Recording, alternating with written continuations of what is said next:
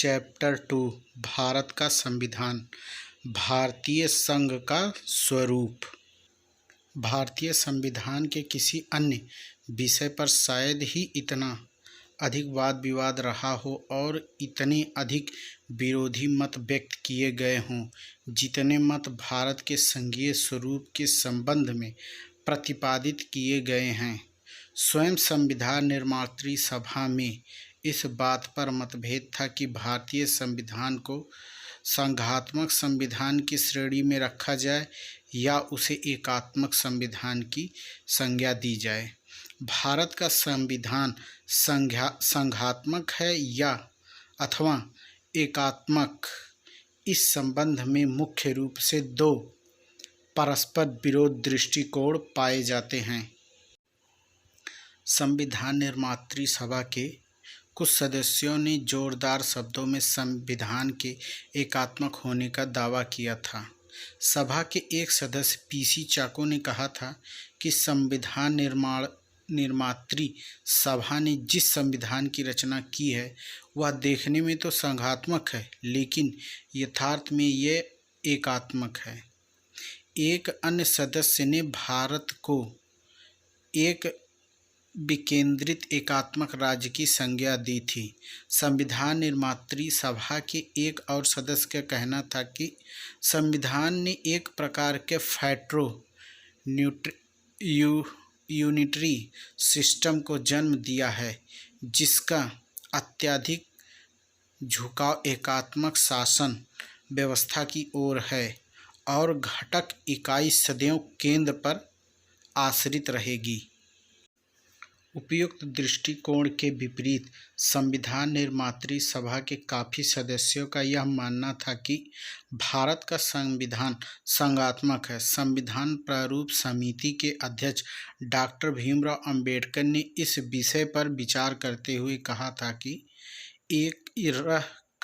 कि एक संघीय संविधान है क्योंकि यह दोहरे शासन तंत्र की स्थापना करता है जिसमें केंद्र में संघीय सरकार तथा उसके चारों ओर परिधि में राज्य सरकार है जो संविधान द्वारा निर्धारित निश्चित क्षेत्रों में सर्वोच्च सत्ता का प्रयोग करती है। संविधान निर्मात्री सभा के सदस्य टी कृष्णामाचारी ने इस बात पर बल दिया था कि यह निस्संदेह एक संघीय संविधान है।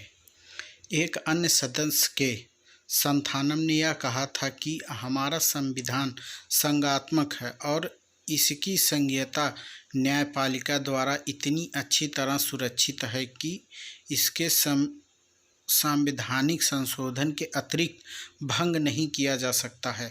संविधान के अंगीकृत होने के बाद भी यह वाद विवाद समाप्त न हुआ और विभिन्न संविधान विज्ञ तथा राजनीति शास्त्र उपयुक्त दोनों दृष्टिकोण के पक्ष और विपक्ष में अपने अपने मत व्यक्त करते हैं। प्रसिद्ध लेखक केसी वेयर का कहना है कि भारतीय संविधान मूलतः एकात्मक संविधान है जिसमें गौण रूप से कुछ संघीय विशेषताएं भी पाई जाती हैं। उन्होंने भारतीय संविधान को अर्धसंघात्मक संविधान कहा है। इसी मत का समर्थन करते हुए जेनिक्स ने लिखा है कि भारत एक ऐसा संघ है जिसमें केंद्रीकरण की तीव्र प्रवृत्ति पाई जाती है। एलन ग्लेडहिल ने भी इसी दृष्टिकोण से सहमत प्रकट की है। विद्वानों का एक वर्ग ऐसा भी है जो भारतीय संविधान को संघात्मक मानता है। उदाहरण के लिए एलेक्जेंड्रोविच का कहना है कि भारत निस्संदेह एक ऐसा संघ है जिसमें सर्वोच्च सत्ता के गुणों में केंद्र और राज्य सरकारें साझेदार है। पॉल एच एपलबी ने भारतीय संविधान को अत्यधिक रूप से संघात्मक माना है। भारत के सर्वोच्च न्यायालय ने भी उनके निर्णयों में प्रासंगिक रूप से भारतीय संविधान के संघात्मक होने की पुष्टि की है। भारतीय संविधान की संघीयता के प्रश्न का संतोषजनक उत्तर देने के लिए पहले यह देखना आवश्यक है कि संघ प्रणाली के आवश्यक लक्षण क्या हैं और भारतीय संविधान में तत्व कहाँ पाए जाते हैं। विचारों के अनुसार संघीय व्यवस्था के निम्नलिखित तत्व हैं। नंबर 1, दोहरी सरकार अर्थात केंद्र और राज्य सरकारों का सह अस्तित्व। दूसरा, केंद्र तथा राज्यों के बीच शक्तियों का विभाजन। ठीक। तीसरा, लिखित तथा कठोर संविधान। चौथा, स्वतंत्र तथा निष्पक्ष न्यायपालिका। संसार के वर्तमान संघों में कुछ का निर्माण स्वतंत्र राज्यों के पारस्परिक समझौते के परिणाम स्वरूप हुआ। उदाहरण के लिए अमेरिकी संघ का निर्माण 13 स्वतंत्र राज्यों द्वारा अपनी सामान्य सुरक्षा के उद्देश्य से एक समझौते के परिणाम स्वरूप हुआ था। इस प्रकार बनने वाले संघों को केंद्राभिमुखी शक्ति द्वारा निर्मित संघ कहा जाता है। ऑस्ट्रेलिया और कनाडा भी इसी तरह निर्मित संघों के उदाहरण हैं। अमेरिका के विपरीत भारतीय संघ की स्थापना केंद्र विमुख शक्तियों द्वारा हुई है। भारत में संविधान निर्मात्री सभा ने संघीय व्यवस्था की स्थापना करते हुए संसद को नए राज्य के निर्माण, उसकी सीमाओं के परिवर्तन आदि का अन्य अधिकार को प्रदान किया है। संविधान लागू होने के पश्चात से भारत में अनेक नए राज्य का निर्माण हुआ है। इस प्रकार भारत में इकाई राज्यों का निर्माण केंद्रीय सरकार द्वारा किया गया है। केंद्रीय सरकार तथा राज्य सरकारों के अपने अलग अलग शासन संगठन हैं, अर्थात प्रत्येक राज्य का अपना विधानमंडल, कार्यप्रणाली, कार्यकारिणी, न्याय व्यवस्था और प्रशासकीय व्यवस्था है, जो संविधान द्वारा निर्धारित क्षेत्राधिकार में रहते हुए अपने कार्यों का संपादन करते हैं। संघ सरकार की दूसरी का आवश्यकता केंद्र तथा राज्यों के बीच शक्तियां विभाजन होना है। यही वह मूल लक्षण है जो संघात्मक सरकार को एकात्मक सरकार से भिन्न करता है। भारत के संविधान ने बड़े ही विस्तृत रूप में केंद्र तथा राज्य सरकारों के बीच शक्तियों का विभाजन किया है। इस प्रकार भारत का संविधान संघ सरकार का दूसरी आवश्यकता को भी पूरा करता है।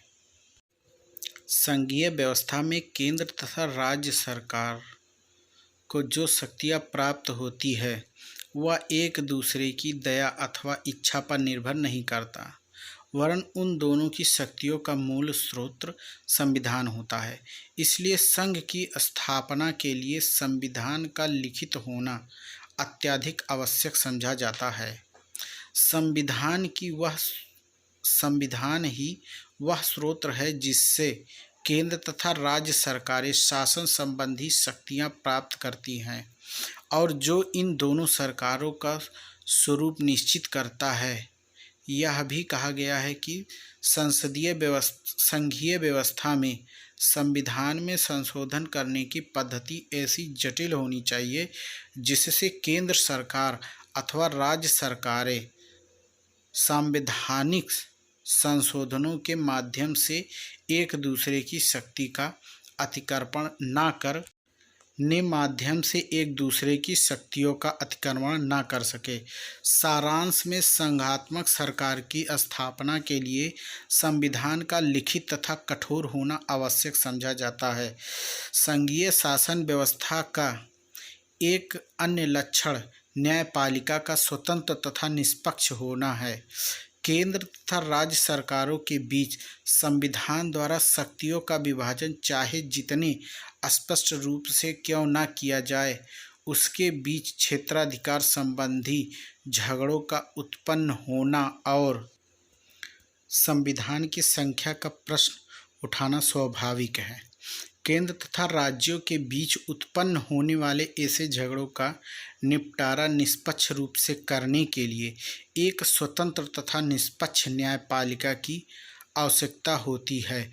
भारत का संविधान न्यायपालिका को संविधान का संरक्षण मानता है और संविधान की अंतिम रूप से व्याख्या करने का अधिकार सर्वोच्च न्यायालय को प्रदान करता है।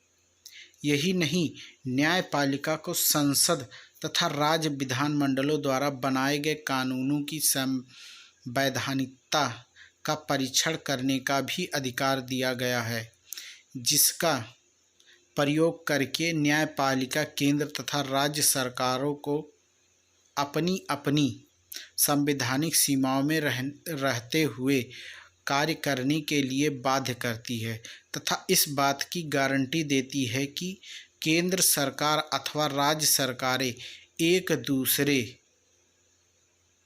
के क्षेत्राधिकार में कोई हस्तक्षेप न करेगी और न इस तरह संघीय व्यवस्था सुचारू रूप से कार्य करती है और इस तरह संघीय व्यवस्था सुचारू रूप से कार्य करेगी। उपयुक्त विवेचना से यह स्पष्ट हो जाता है कि भारत का संविधान सैद्धांतिक रूप से उन सभी शर्तों को पूरा करता है जो एक संघात्मक सरकार के लिए आवश्यक बताई गई है। अतः सैद्धांतिक रूप से भारतीय संविधान को संघीय संविधान कहने में कोई संकोच न होना चाहिए। लेकिन संविधान में कुछ ऐसे तत्व भी दिखाई देते हैं जो एकात्मक सरकार के लक्षण माने गए हैं। साधारणतया एक संघ के राज्यों में अपने अलग संविधान होते हैं, लेकिन भारत में राज्यों का अपना पृथक संविधान नहीं है। जहाँ तक संविधान के परिवर्तनीय होने का प्रश्न है, भारत के संविधान के अधिकांश भागों में संशोधन करने का अनन्य अधिकार संसद को प्रदान किया गया है और इस संबंध में राज्य सरकारों को अत्यधिक सीमित अधिकार प्राप्त हैं। इसका मूल कारण यह है कि संविधान में संशोधन करने में पहल करने का अधिकार किसी भी दशा में राज्यों को नहीं दिया गया है। यह ठीक है कि संविधान कुछ भागों में संशोधन करने के लिए कम से कम आधे राज्य विधानमंडलों को स्वीकृत आवश्यक मानी गई है, लेकिन किसी भी दशा में राज्यों की ओर से संशोधन करने का प्रस्ताव औपचारिक रूप से नहीं लाया जा सकता। इसका अर्थ यह है कि संविधान में संशोधन करने का एकमात्र अधिकार केंद्र सरकार को होता है और इस प्रकार संविधान केंद्र की संपत्ति बन जाता है। यहाँ यह बात उल्लेखनीय है कि अमेरिका में संशोधन करने की मांग वहाँ के 2/3 राज्यों की ओर से की जा सकती है। राज्यों की ओर इस प्रकार की मांग किए जाने पर वहाँ का केंद्रीय विधानमंडल एक सम्मेलन बुलाता है जिसमें वह संशोधन प्रस्ताव प्रस्तुत किया जाता है। भारत के संविधान में संशोधन की 3 विधियां बताई गई हैं। संविधान का कुछ भाग संसद साधारण विधि निर्माण प्रक्रिया से संशोधित कर सकती है। कुछ भागों में संशोधन करने के लिए आधा राज्यों के विधानमंडलों का अनुमोदन आवश्यक है, जबकि संविधान के एक बड़े भाग को संसद 2/3 बहुमत की संशोधित कर सकती है। इसका अर्थ यह है कि व्यवहारिक रूप से संविधान का केवल वह भाग जिसका संबंध प्रत्यक्ष रूप से राज्य सरकारों के संगठन आदि से है तथा कुछ अन्य विषयों के अतिरिक्त शेष पूरे संविधान में संशोधन करने का एकमात्र अधिकार संसद को प्राप्त है। संविधान के 24वें तथा 42वें संशोधनों के संसद की संशोधन संबंधी शक्तियां और भी विस्तृत कर दिया गया है।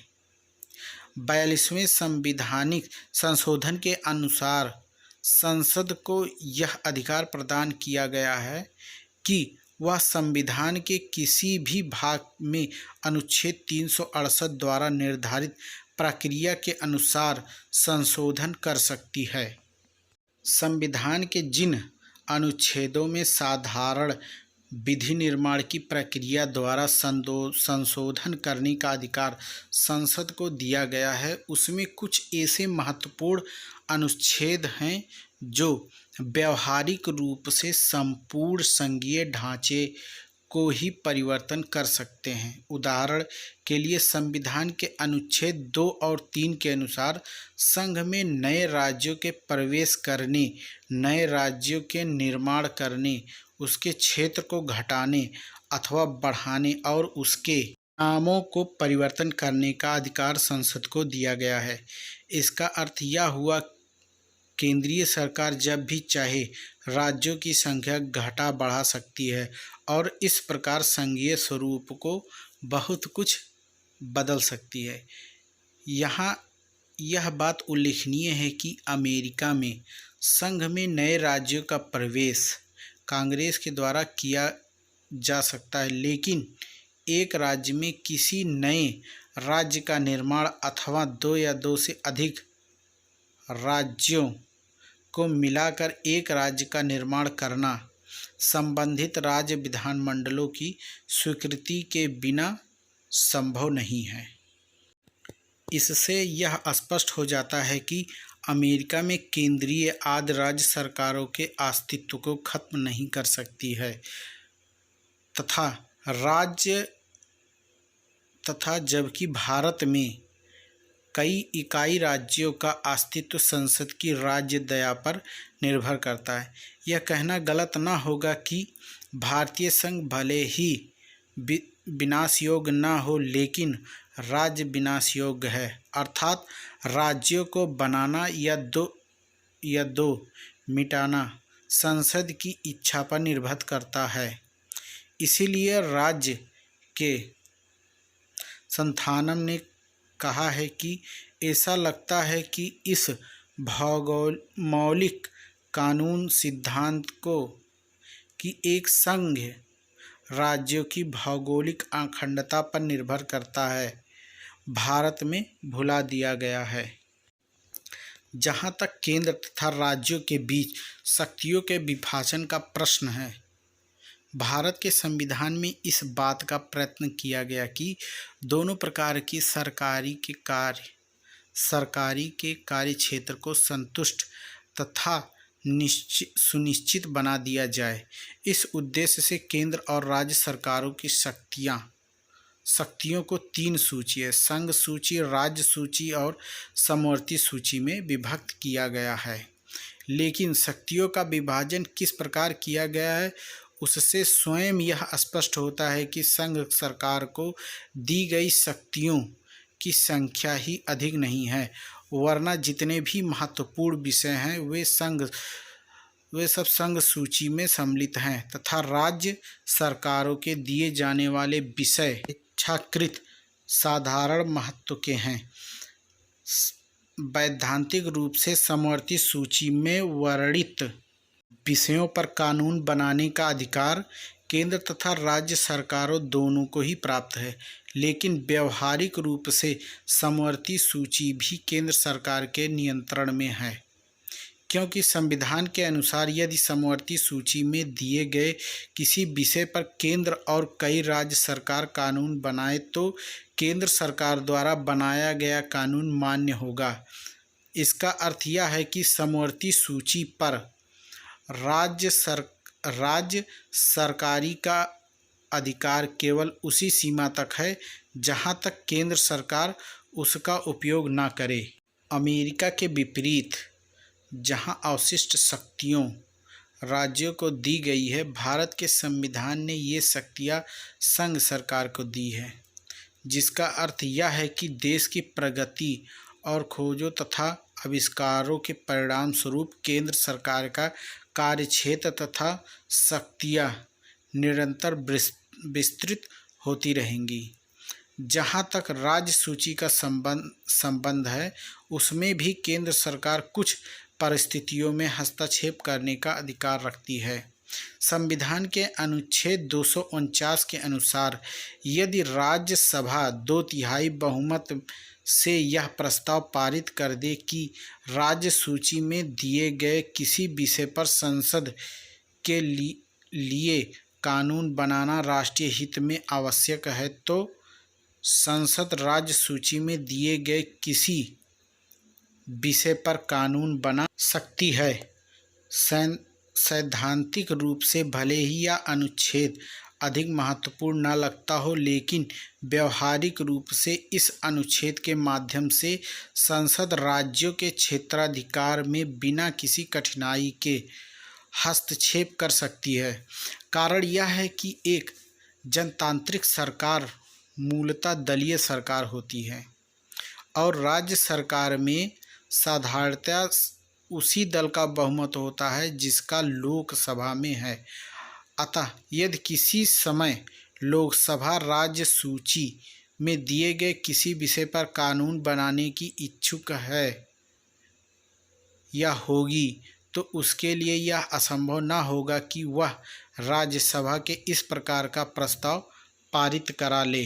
संविधान के अनुच्छेद 252 में यह कहा गया है कि यदि 2 या 2 से अधिक राज्य यह प्रस्ताव पारित कर दें कि राज्य सूची में दिए गए किसी विषय पर संसद कानून बनाए, तो संसद उस विषय पर कानून बनाने का अधिकार प्राप्त कर लेगी।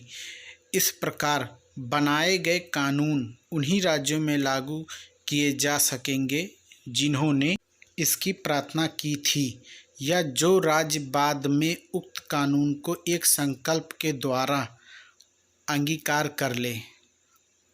गत 55 वर्षों के राजनीतिक परिस्थितियों को सामने रखते हुए यह कहा जाता है कि संघ सरकार के लिए अधिकांश राज्यों के द्वारा इस सरकार के प्रस्ताव को पारित कर लेना कठिन न होगा।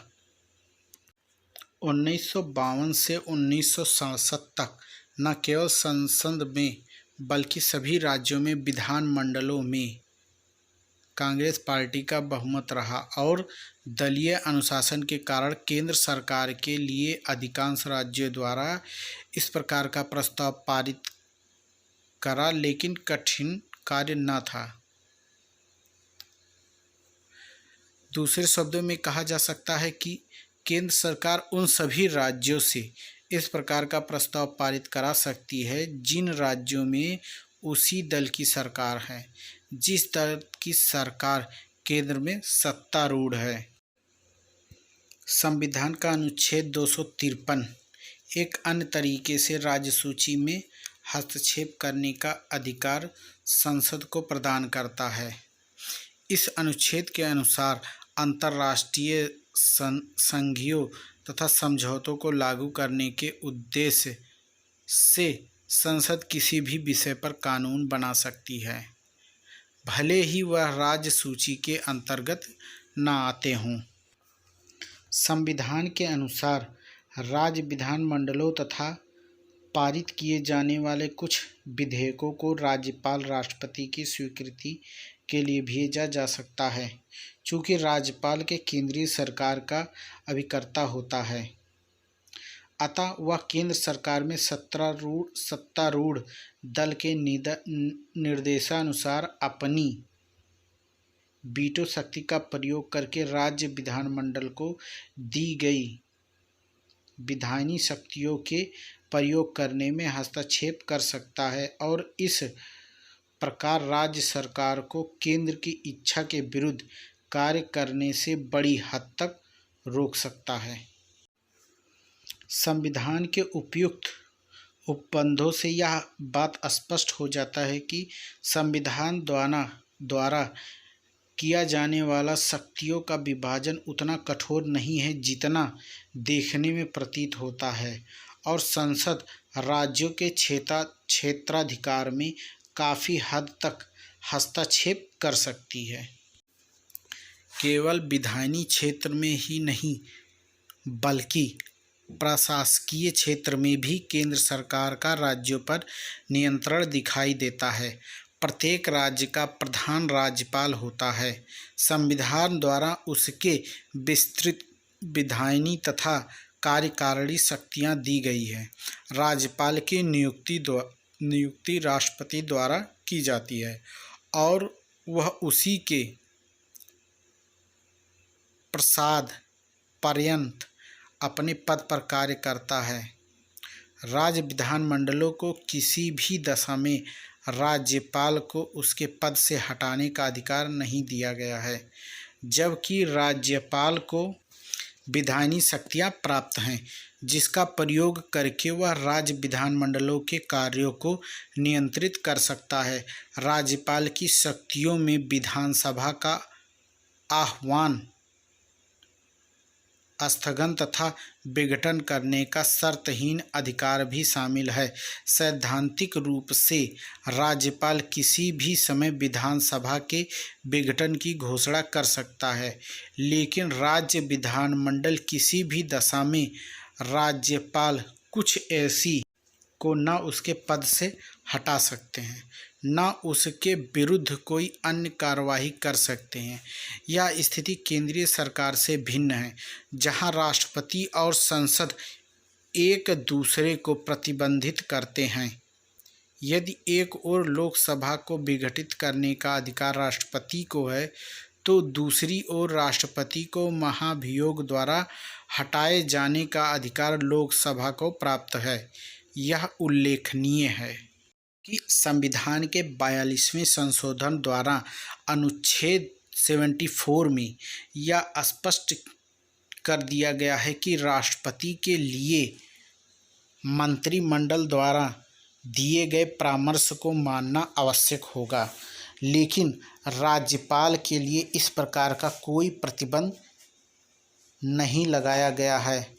इसका अर्थ यह है कि राज्यपाल को अन्य विधानमंडल तथा मंत्रिमंडल के नियंत्रण से मुक्त रखा गया है। संविधान के अनुच्छेद 256, 257 के अनुसार केंद्रीय सरकार को राज्य सरकारों को कार्यकारिणी निर्देश देने का अधिकार दिया गया है और उन पर यह प्रतिबंध लगाया गया है कि वे अपनी कार्यकारिणी शक्तियों का प्रयोग इस तरह से करें कि केंद्र सरकार की कार्यकारिणी शक्ति के प्रयोग करने में कोई अड़चन उत्पन्न न हो।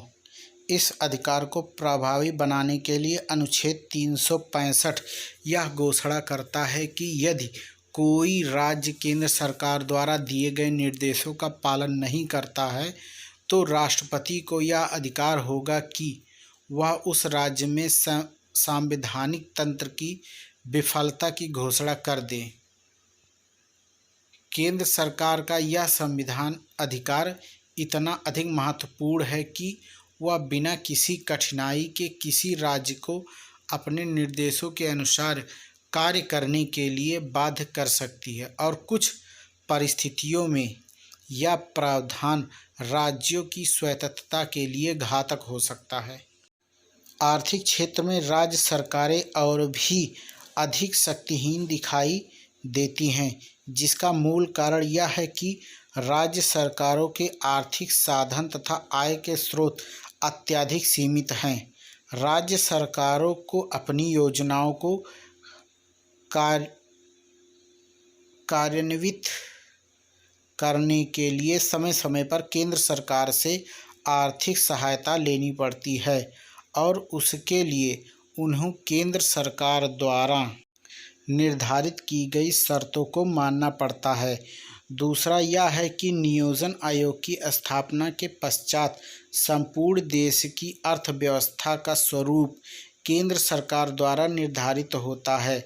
विगत वर्षों में नियोजन आयोग ने इतना अधिक महत्व प्राप्त कर लिया है कि कुछ विचारों ने उसे सर्वोपरि मंत्रिमंडल की संज्ञा दी है।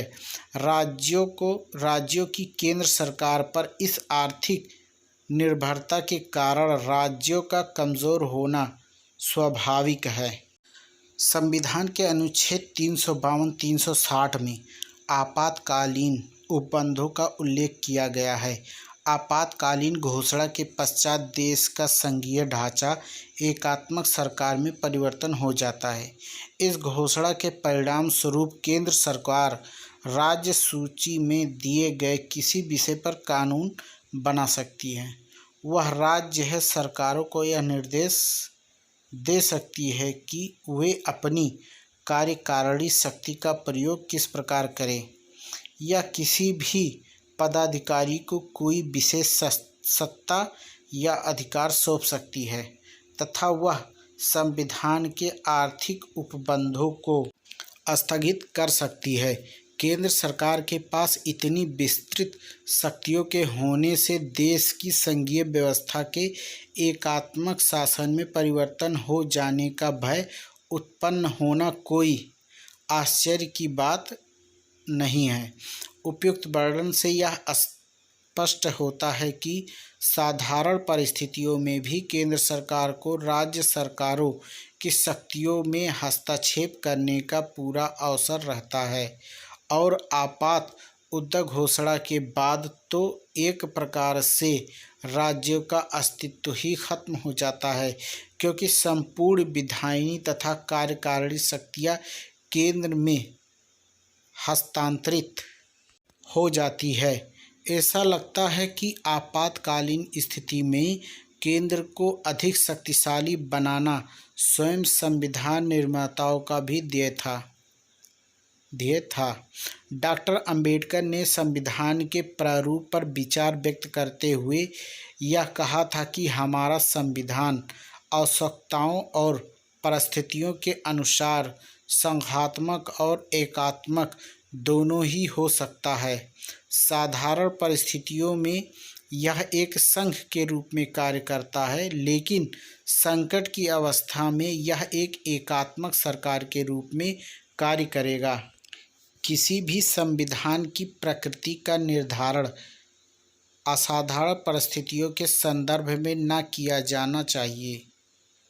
अतः केवल इस कारण कि भारत का संविधान आपातकालीन काल में केंद्र सरकार को अत्यधिक शक्तियां प्रदान करने की व्यवस्था करता है, भारतीय संविधान को एकात्मक सरकार की श्रेणी में नहीं रखा जा सकता।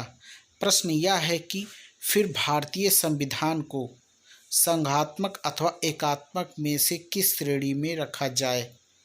प्रोफेसर डायसी के अनुसार एकात्मक सरकार उस राज्य को कहते हैं जो राज्य की संपूर्ण सत्ता एवं संस्था अथवा व्यक्ति में केंद्रित हो, जबकि संघात्मक सरकार में राज्य की शक्तियां अनेक इकाइयों में विभाजित होती हैं, जिनका वितरण संविधान द्वारा किया जाता है। इंग्लैंड एकात्मक संविधान का एक ज्वलंत उदाहरण है और अमेरिका एक संघीय संविधान का। यदि सैद्धांतिक रूप से देखा जाए तो भारत का संविधान उन समस्त शर्तों को पूरा करता है जो एक संघीय सरकार के लिए ज़रूरी है। इसलिए इस बात का कोई औचित्य नहीं है कि भारत के संविधान को एकात्मक संविधान की संज्ञा दी जाए। व्यवहारिक रूप से भारत की संघीय योजना में केंद्र सरकार का राज्य सरकारों पर अत्यधिक नियंत्रण दिखाई देता है और संविधान में शक्तियों का जिस प्रकार विभाजन किया गया है उससे यह स्पष्ट हो जाता है कि संविधान बनाने वालों ने केंद्र सरकार को बहुत ज़्यादा शक्ति प्रदान की है। संविधान द्वारा किए गए शक्ति विभाजन के अनुसार भारत में सत्ता का केंद्रीकरण सा दिखाई देता है, लेकिन किसी संघ में केंद्र अथवा राज्यों में से किसी न किसी का अधिक शक्तिशाली होना स्वाभाविक सी बात है और यह बात उस परिस्थितियों पर निर्भर करती है जिनमें संघीय व्यवस्था की स्थापना की जाती है। साधारणतः अमेरिकी संघ को एक मॉडल मानते हुए भारतीय संविधान के स्वरूप को जांचा जाता है और इस संदर्भ में यह निष्कर्ष निकाला जाता है कि चूँकि भारत का संविधान अमेरिका की संघीय योजना से भिन्न है, अतः उसे एक शुद्ध संघ नहीं माना जा सकता। अमेरिका के संविधान ने केंद्र सरकार की शक्तियों का उल्लेख करके शेष शक्तियाँ राज्य सरकारों को दी है। इसका यह अर्थ है कि अमेरिका के संविधान में केंद्र के मुकाबले में राज्य सरकारों को ज़्यादा शक्ति बनाने का प्रयत्न किया गया था। इसके विपरीत भारतीय संविधान की संघीय योजना से यह परिलक्षित होता है कि संविधान बनाने वाले जानबूझकर केंद्र सरकार को अधिक शक्तिशाली बनाना चाहते थे। भारत और अमेरिका में केंद्र तथा राज्यों की शक्तियों में इसके अंतर का मूल कारण वे परिस्थितियां थीं जिनमें इन देशों में संविधान की रचना की गई। जैसा कि कहा जा चुका है, अमेरिकी संघ केंद्राभिमुखी शक्तियों का परिणाम है, अर्थात अमेरिका में संघीय सरकार का निर्माण कुछ स्वतंत्र राज्यों के द्वारा किया गया था। अतः राज्यों के लिए यह स्वाभाविक था कि वह केंद्र सरकार को, जिसे यह स्वयं जन्म दे रहे थे, न्यूनतम शक्तियाँ दे और ज़्यादा से ज़्यादा शक्तियाँ अपने पास पर्याप्त शक्तियाँ होनी चाहिए। यही कारण है कि संविधान ने राज्य सरकारों पर ऐसे प्रतिबंध लगाने का प्रावधान किया है जो देश की एकता बनाए रखने के लिए समय समय पर आवश्यक समझे जाएं। संविधान निर्मात्री सभा में व्यक्त किए जाने वाले विचार भी इस बात की पुष्टि होती है कि संविधान बनाने वाले एक शक्तिशाली केंद्र की स्थापना करना चाहते थे। सैद्धांतिक रूप से संघ का निर्माण करने के लिए यह कोई शर्त नहीं है कि उसके राज्य सरकारों के पास अधिक शक्तियां होनी चाहिए। मौलिक बात यह है कि केंद्र तथा राज्यों के बीच बची शक्तियों का वितरण संविधान द्वारा किया जाना चाहिए और कोई भी सरकार एक दूसरे के क्षेत्राधिकार में असंवैधानिक ढंग से हस्तक्षेप न करे। संघात्मक और एकात्मक सरकार के बीच विभेद करने का एकमात्र आधार यह नहीं हो सकता कि केंद्र और राज्यों में से किसके पास शक्तियाँ ज़्यादा हैं और किसके पास कम, क्योंकि यह बात बहुत कुछ उन परिस्थितियों पर निर्भर करती है जिनमें किसी देश में संघीय व्यवस्था की स्थापना की जाती है। भारत की संविधान निर्मात्री सभा में इस विषय पर होने वाले वाद विवाद को देखने से ऐसा पता चलता है कि संविधान बनाने वाले भारत में अमेरिकी नमूने की संघ सरकार की स्थापना नहीं करना चाहते थे। संविधान निर्मात्री सभा में इस विषय पर चर्चा करते समय एक सदस्य ने यह कहा था कि इस सदन में पिछले 2 दिनों में कुछ लोगों के द्वारा यह कहा गया है कि यह संविधान एकात्मक है और कुछ लोगों ने इसे संघात्मक कहा है। मेरा विचार यह है कि यह इनमें से कोई भी नहीं है। यह ना तो एकात्मक है ना संघात्मक है। यह ऐसा संविधान है जो हमारी आवश्यकताओं के अनुसार अनुकूल है। हमारी आवश्यकताएं क्या है? हमारी आवश्यकताएं यह है कि ऐसा राजनीतिक संगठन हो जिसमें केंद्र के पास पर्याप्त शक्तियां हो ताकि कोई राजनीतिक अथवा आर्थिक शिथिलता न आने पाए। इसी के साथ ही यह इकाई को पहल करने का अवसर प्रदान करता है। विधान निर्मात्री सभा के एक अन्य सदस्य ने यह कहा था कि इतिहास निस्संदेह यह सिद्ध करता है कि जब भी इस देश में सत्ता का केंद्रीकरण नहीं रहा है तो यह देश विदेशियों द्वारा पराजित हुआ है। एक दूसरे के सदस्य ने इसी विषय पर अपने विचार व्यक्त करते हुए कहा था कि एक मजबूत केंद्रीय सरकार समय की सबसे बड़ी आवश्यकता है। एक एकात्मक अथवा अत्यधिक केंद्रित सरकार की शासन व्यवस्था ही हमारे देश की आवश्यकताओं के संदर्भ में सबसे अधिक उपयुक्त है। संविधान निर्मात्री सभा में दिए गए भाषणों के उपयुक्त उदाहरणों से यह संकेत मिलता है कि संविधान निर्मात्री सभा एक सरकार का निर्माण करना चाहती थी और उसका उद्देश्य राज्यों को अधिक स्वायत्तता प्रदान करना नहीं था। राज्यों पर केंद्र के अत्यधिक नियंत्रण स्थापित करने का एक कारण यह भी था कि भारत का संविधान किसी भी दशा में राज्यों को संघ से संघ विच्छेद करने का अधिकार नहीं देना चाहता था और इसलिए भारतीय संघ को यूनियन कहा गया है। डॉक्टर अंबेडकर ने कहा था कि यूनियन शब्द का प्रयोग जानबूझकर किया गया है जिससे यह स्पष्ट करना है कि राज्यों का यह संघ अवलोकनीय है। कुछ विचारों के अनुसार भारत के संविधान में संघात्मक तथा एकात्मक दोनों ही सरकारों के गुणों को मिलाने का प्रयत्न किया गया है और उनमें पाए जाने वाले अवगुणों का बहिष्कार किया गया है।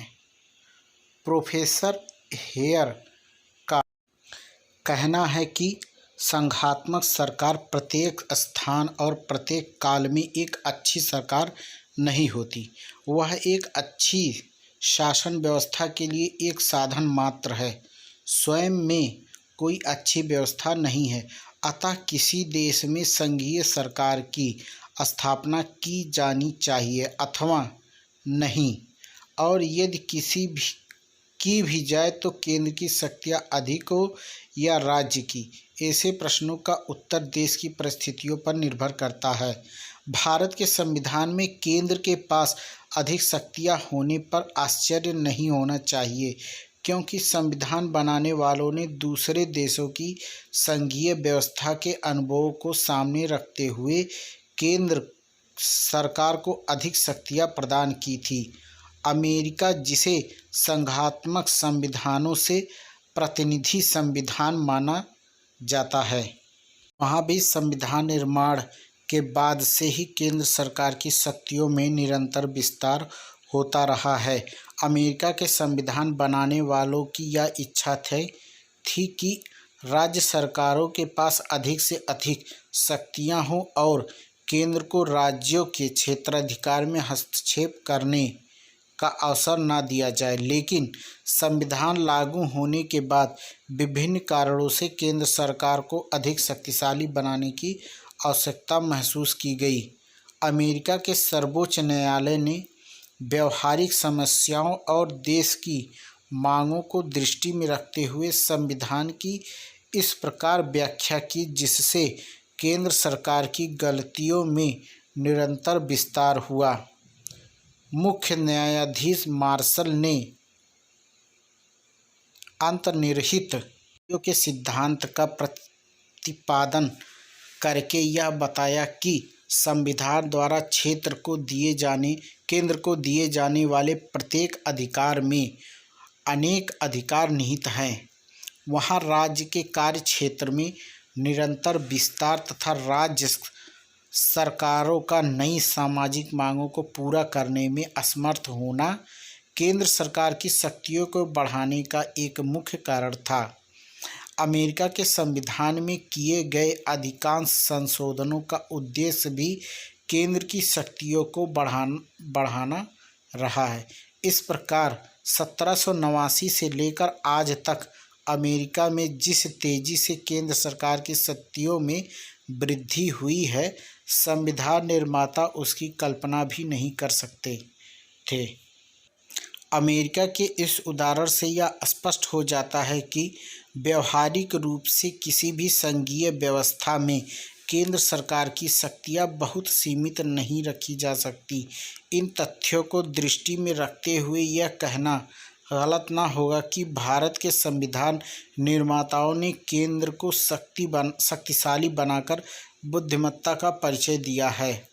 यह एक निर्विवाद तथ्य है कि भारतीय संविधान का झुकाव केंद्रीकरण की ओर अधिक है। देश की तत्कालिक राजनीतिक परिस्थितियों को सामने रखते हुए संविधान निर्माताओं का मंतव्य भी शायद यही था कि केंद्र सरकार ज़्यादा शक्तिशाली हो।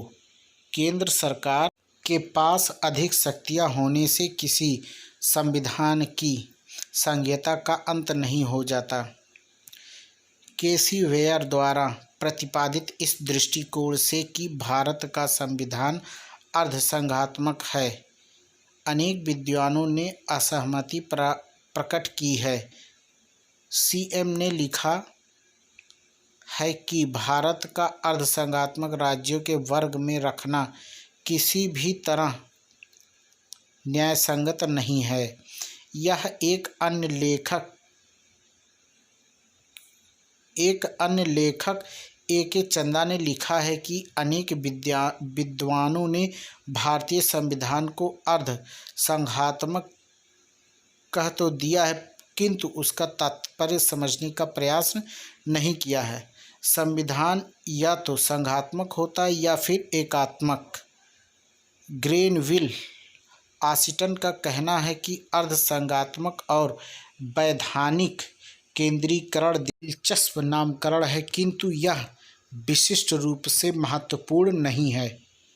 उपयुक्त वाद विवाद से यह निष्कर्ष निकलता है कि भारतीय संविधान की संहिता के संबंध में विचारकों में मतैक्य नहीं है और कुछ विचारक भारतीय संविधान को संघात्मक मानने पर तैयार नहीं है। भारतीय संविधान के लागू होने के बाद से भारतीय संविधान की संहिता के संबंध में जो संदेह प्रकट किया जाता रहा है, वह संदेह 42वें संवैधानिक संशोधन के बाद और प्रबल हो गया। 42वें संवैधानिक संशोधन ने संविधान में कुछ ऐसे परिवर्तन किया है जिससे केंद्रीकरण की प्रवृत्तियों को और अधिक बल मिला है। संविधान के 42वें संशोधन के द्वारा संसद को संविधान के किसी भी भाग में संशोधन करने का अधिकार प्रदान किया गया था, लेकिन इस शक्ति पर सबसे बड़ा प्रतिबंध यह था कि किसी भी संवैधानिक संशोधनों को न्यायालय में चुनौती दी जा सकती थी और उस संशोधन को संवैधानिक वैधता का निर्धारण न्यायालय करता था। संसद की संविधान में संशोधन करने की शक्ति पर यह एक महत्वपूर्ण प्रतिबंध था। दूसरी ओर केशवानंद भारती के मामले में सर्वोच्च न्यायालय ने संविधान में संशोधन करने की संसद की शक्ति पर यह प्रतिबंध लगाया था कि संसद संविधान के मूल ढांचे को परिवर्तित नहीं कर सकती। संविधान के 42वें संशोधन ने यह व्यवस्था की कि संसद द्वारा किए गए किसी भी संवैधानिक संशोधन को किसी आधार पर न्यायालय में चुनौती नहीं दी जा सकती। इसका अर्थ यह था कि संविधान का स्वरूप बहुत कुछ सत्तारूढ़ दल की इच्छा पर निर्भर करेगा, और यदि कोई ऐसा राजनीतिक दल सत्ता में आता है जो संघात्मक प्रशासन व्यवस्था को अच्छा नहीं समझता, तो वह संविधान में संशोधन करके वर्तमान संघीय व्यवस्था का ही अंत कर देता या राज्य सरकारों की शक्तियों में इतनी कटौती कर देगा जिससे उसका मूल स्वरूप ही बदल जाए। इसका अर्थ यह है कि भारत का संघीय स्वरूप सत्तारूढ़ दल की दया का पात्र बन जाएगा। 42वें संशोधन के द्वारा संसद की सर्वोच्चता को स्थापित करने का प्रयत्न किया गया था और न्यायपालिका की सर्वोच्चता का अंत हो गया था। सैद्धांतिक रूप से एक संघीय व्यवस्था में संविधान का स्वरूप ऐसा होना चाहिए जिससे कि केंद्र सरकार मनमाने ढंग से संविधान में संशोधन न कर सके। न्यायपालिकी सर्वोच्चता संघ सरकार की दूसरी मौलिक आवश्यकता होती है। भारतीय संविधान के 42वें संशोधन में ने मूल संविधान की इस दोनों विषमताओं का अंत कर दिया था। अतः अपने संशोधित रूप में भारतीय संविधान की संहिता पहले से कहीं अधिक संदेह का विषय बन गई थी। संविधान के 42वें संशोधन ने कुछ अन्य तरीकों से भी राज्यों को शक्तिहीन और केंद्र सरकार को अधिक शक्तिशाली बनाने का प्रयास किया। इस संशोधन के द्वारा राज्य सूची के कुछ विषयों को समवर्ती सूची में हस्तांतरित कर दिया गया, जिससे राज्यों की शक्तियों में कटौती हुई है। संविधान में एक नया अनुच्छेद 256वें जोड़कर संघ सरकार को आंतरिक अव्यवस्था की दशा में राज्यों सेना भेजने का अधिकार प्रदान किया गया। अनुच्छेद 31D का पुनः स्थापना करके भारतीय संसद को यह अधिकार दिया गया था कि वह राष्ट्र विरोधी गतिविधियों को रोकने और राष्ट्र विरोधी संस्थाओं को बनाने आदि के विरुद्ध कानून बनाकर प्रतिबंध लगा सकती है। यह अधिकार राज्य विधानमंडलों को नहीं दिया गया था। 44वें संशोधन द्वारा अनुच्छेद 31D और 257A को संविधान से निकाल दिया गया है। उपयुक्त वाद विवाद से यह निष्कर्ष निकलता है कि संवैधानिक दृष्टि से भारतीय संविधान ने अत्यधिक केंद्रित संघीय व्यवस्था की स्थापना की थी।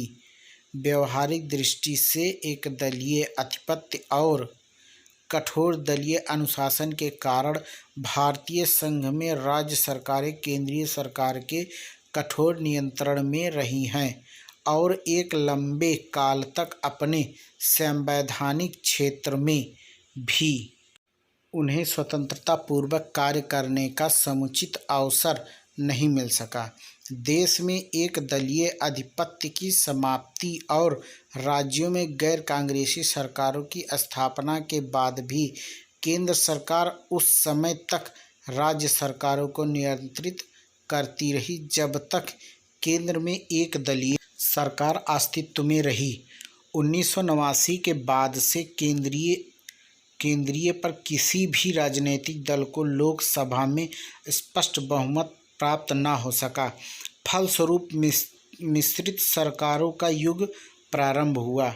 1991 से 96 की नरसिम्हा राव की सरकार भी पूर्ण बहुमत न रखने के कारण अन्य दलों के बाह्य समर्थन के सहारे जीवित रही।